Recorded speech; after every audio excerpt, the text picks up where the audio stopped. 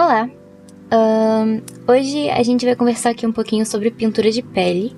E eu sei que eu tô um tempo meio sumida daqui, mas em breve eu vou fazer um vídeo falando um pouquinho dos motivos, pra quem não acompanha no Instagram, porque pra quem acompanha no Instagram provavelmente já sabe, mas hoje eu vou falar sobre isso. Eu tô gravando aqui desse jeito, que eu posso gravar minha mão, porque eu acho que esse tipo de vídeo é bem interessante que a gente grave o jeito que a gente faz, não só uma gravação de tela, pelo menos eu acho. Espero que vocês gostem. Introdução rápida, porque eu não quero enrolar muito.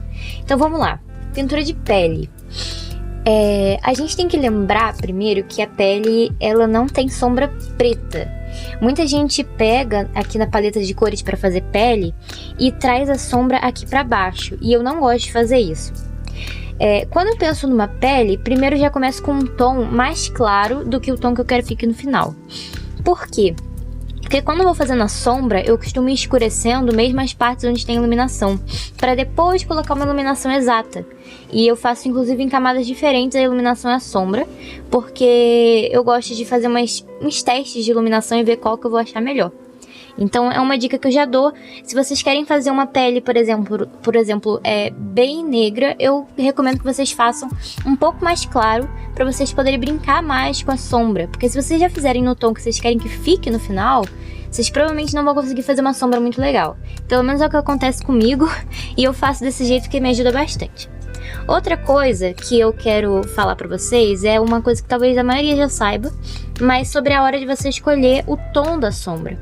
O que eu faço? Como a gente tem um sangue e o nosso sangue é vermelho, geralmente, quando você tá fazendo pelo menos a pele de uma pessoa humana, eu pego aqui na escala de cores e eu trago um pouco pra direita. E aqui embaixo eu coloco mais pro vermelho ou pro roxo. Geralmente, se você já tem uma pele que é bem avermelhada, você vai ver que a sombra vai ficar bem roxa. E aquelas sombras mais escuras, elas são praticamente roxas. Então eu acho um ponto legal de destacar, que dá um efeito muito maneiro. Então vamos lá, sobre a disposição de sombra. Pra fazer sombra eu uso esse pincel aqui, que foi de graça, tá? É um pincel estilo do Paint Tool Sai, e eu acho ele bem legal. Ele tem uma pegada muito maneira. Eu vou mostrar aqui pra vocês como é que ele funciona. Eu não sei se vocês conseguem ver perfeitamente, mas o início dele é meio com a opacidade mais fraca, e eu acho que isso é muito legal pra poder mexer com sombra. Eu diminuo a opacidade do pincel também, que isso vai me ajudar a fazer uma sombra um pouco mais exata e ir aprofundando ela onde eu quero. Enfim, primeiro a gente tem que selecionar aqui onde que a gente não vai estar recebendo uma luz direta. E como é que eu faço isso?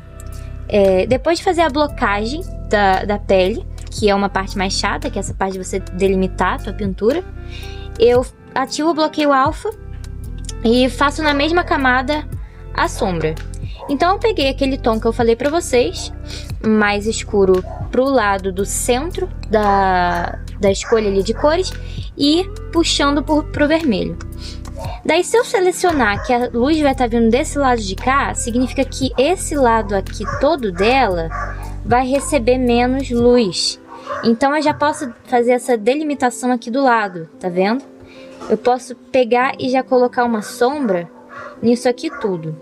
E depois, se a gente quiser fazer pontos de iluminação, como por exemplo aqui na bochecha, que ela tem uma parte mais elevada, a gente só pega o tom original e passa aqui. Pegar com um pincel um pouco mais fino, tá vendo? E isso você consegue dar o formato do rosto. Uma coisa bem interessante de você lembrar é realmente essa parte da construção, o 3D do seu rosto. O que a gente tem aqui? A gente não tem uma figura plana. Se a gente está pensando no rosto de uma pessoa, a menos que o seu estilo seja plano, claro, a gente pensa em uma modelagem. Então, se você até tiver um espelho perto, olha para o seu rosto mesmo e percebe onde que vem a luz, onde é que tem a sombra, e isso vai te ajudar bastante. Se você não tem um espelho, você pega, bota o seu celular do lado, ou abre uma segunda aba aqui, uma segunda tela com Pinterest, e dá uma olhada. Para quem tá começando, isso vai ajudar muito. Mas se você já fez essa parte, você quer se aprofundar e saber fazer a luz e sombra da cabeça, então você tem que ter esse formato na sua mente. Basicamente o que a gente tem é que vou pegar aqui uma sombra um pouco mais escura, puxar um pouco mais para o centro, um pouco mais para o roxo. E agora a gente tem uma sombra mais escura. Então a opacidade diminui o tamanho. Então o que a gente tem? Aqui a gente sabe que vem um pouco para baixo. Abaixo da nossa sobrancelha a gente tem um vão que vai para o nosso olho e depois sobressai de novo na bochecha. Então essa parte toda aqui, ela vai ter uma sombra. E isso vai ser muito interessante para poder fazer essa espécie de 3D no teu desenho sem você estar modelando, literalmente. E aí aqui eu boto a sombra do cabelo. Aqui eu vou aumentar a intensidade. Vocês estão vendo que eu não fiz essa sombra aqui nesse lado todo do rosto, mas eu aumentei a intensidade aqui onde realmente recebe bem menos luz. E olha, aqui nessa parte do pescoço, eu gosto de deixar uma espécie de degradê. Então você pode fazer isso já com o pincel ou usando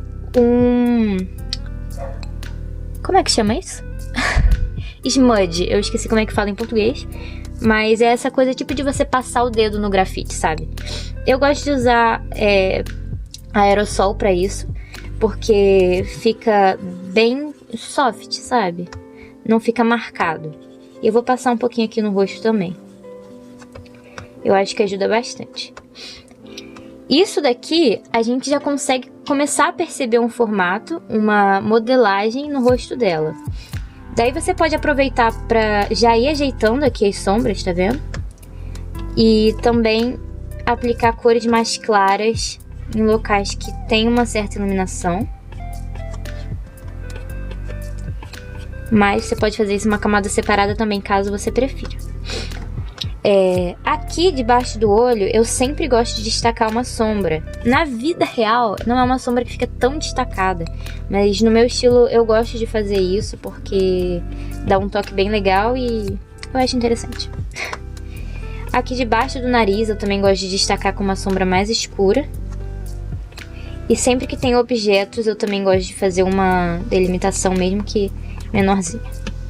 Também vou usar aqui esse sombreamento menos destacado na parte do nariz.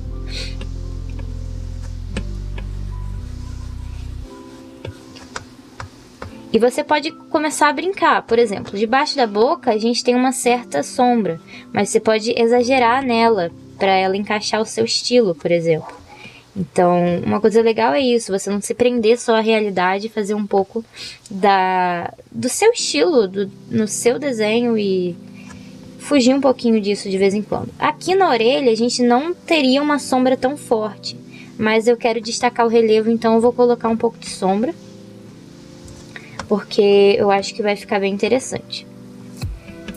Aqui eu vou dar uma... como é que fala? Misturada, para poder não ficar tão demarcado. E aqui eu vou pegar uma sombra mais escura. Então a gente só vai indo pro mais escuro aos poucos. Eu não costumo fazer uma paleta, mas tem gente que gosta de fazer uma paleta antes para se organizar e só ir pegando as cores, sabe? Mas eu não gosto, eu prefiro fazer isso livre, porque eu acho que eu me organizo melhor. Aqui debaixo do nariz eu aumento um pouco a sombra.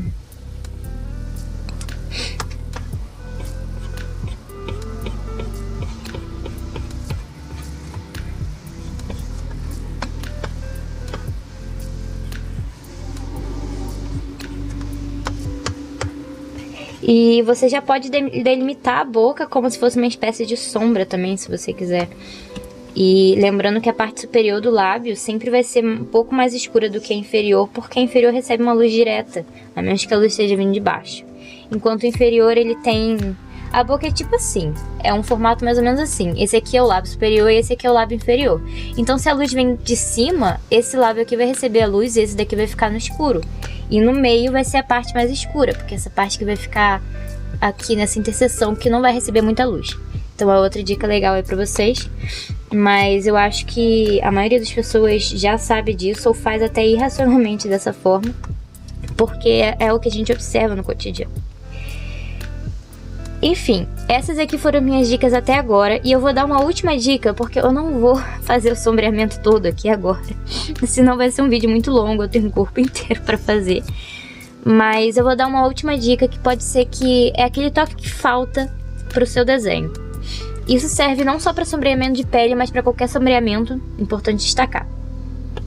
Quando você vive, você vê que a luz é uma reflexão. Então, se você está num ambiente vermelho e você tem uma luz branca, é bem provável que a luz não chegue de 100% branca para você, mas chegue um pouco de vermelho, porque o que tá vermelho no seu redor vai refletir em você. Então, por exemplo, aqui a gente tem um cabelo rosa. Eu coloquei em máscara de recorte, porque esse aqui eu gosto de poder errar mais, porque é uma coisa que não é muito certa. Mas enfim, a gente tem um rosa aqui. Então eu gosto de colocar um rosa tênue nessas partes que tem conexão com o rosa do cabelo. Vocês conseguem perceber? E aí depois eu pego e coloco isso aqui bem clarinho, no sentido de tirar a opacidade, e coloco no modo multiplicação. Eu vou mostrar pra vocês sem e agora com. Por mais que seja muito, mas muito tênue, dá uma diferença que na hora que você olhar o desenho inteiro vai ser muito importante.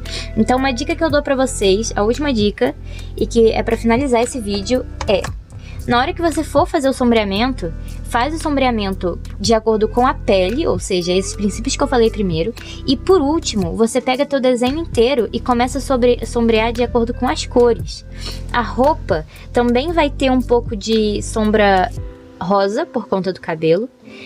A pele aqui embaixo vai ter uma sombra da cor da roupa, que no caso também vai ser rosa, então vai ser tudo rosa. Fundo, dependendo da cor que você escolher. Por exemplo, se eu escolher colocar um fundo azulado, eu vou ter aqui uma sombra azul. Eu vou colocar aqui só para vocês verem como que eu tô falando. Aqui a gente vai ter uma sombra azul nessas bordas. Consegue perceber? Acaba ficando, assim, uma coisa que você, quando tá na realidade, é muito, muito pouco visível. Eu não sei se eu tenho algo aqui que eu possa demonstrar, mas eu não tenho uma luz muito direta. Mas se você pega uma luz direta aqui, você vai ver que esse rosa tá fazendo uma mini sombra aqui na minha mão rosa. E não tá só uma sombra nos tons da minha pele. Mas se vocês fizerem isso, vocês vão ver que talvez seja o ponto que faltava para melhorar a luz e sombra do desenho de vocês. Isso serve para literalmente qualquer coisa. Alguns tecidos refletem mais, por exemplo. Um tecido holográfico vai refletir muito as cores que estão ao redor. Alguns tecidos também refletem menos, como uma lã, sabe? Lã reflete muito pouco. Mas algumas coisas refletem muito e vai ajudar bastante vocês. E exagerem nisso, até vocês se adaptarem, porque é muito legal, vocês vão gostar muito de fazer. E, enfim, eu falei pra caramba aqui, mas acho que esse é o intuito. Fiz um vídeo meio demoradinho, mas tentei resumir o máximo. E eu espero de coração que tenha ajudado vocês e que isso seja útil pra quando vocês estiverem aí pintando. E, enfim, se vocês usarem isso, se vocês virem que isso é uma coisa nova e acharem interessante, vocês podem me marcar tanto no Facebook quanto no Instagram e falar como que tá a aplicação disso com os desenhos de vocês, que eu vou ficar muito feliz de ver que eu tô ajudando de alguma forma. E, enfim, espero que eu não tenha falado rápido demais. Qualquer coisa, revê o vídeo aí ou deixe alguma pergunta nos comentários, que eu tô aqui pra ajudar. E até uma próxima.